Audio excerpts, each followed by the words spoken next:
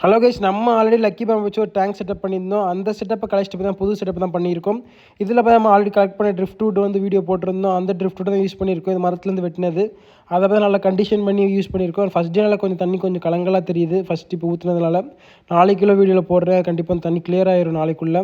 Okay, மேலே வந்து கண்டிப்பாக ஒரு டாப் வர போடணும். பிகாஸ் வந்து ஃபிஷ்லாம் ஈஸியாக ஜம்ப் பண்ணி தண்ணியோட ஃபுல்லாக ஏற்றி வச்சிருக்கேன். அது உள்ள இன்டர்னல் ஃபில்டர் வர போட்டிருக்கேன். அது நெக்ஸ்ட் டே எடுத்த வீடியோ இது பார்த்தவங்களுக்கே தெரியும். ஃபிஷ்ஷெல்லாம் வந்து எவ்வளோ கலரேஷனோட தண்ணி கிறிஸ்டல் கிளியராக இருக்குது. அது ட்ரிஃப்ட் வுட் நல்லாவே செட் ஆயிடுச்சு. பார்த்தவங்களுக்கு இது நல்லா ட்ரிஃப்ட் வுட்டில் வந்து ஜாவா மாஸோட அட்டாச் பண்ணியிருக்கேன்.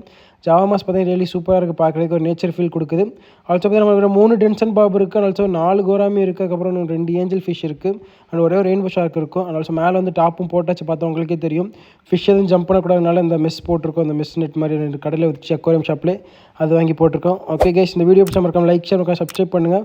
ஆல்சோ வந்து டேங்க் வந்து எப்படி இருக்குன்னு மறக்காம கமெண்ட்டில் சொல்லுங்கள் கைஸ். ஆல்சோ ஃபிஷ் கலரேஷனில் சூப்பராக இருக்குது. அண்ட் இதில் வேறு என்ன மாதிரி ஃபிஷ்லாம் ஆட் பண்ணலாம் கண்டிப்பாக சொல்லுங்கள் guys. Bye bye, see you in the next video.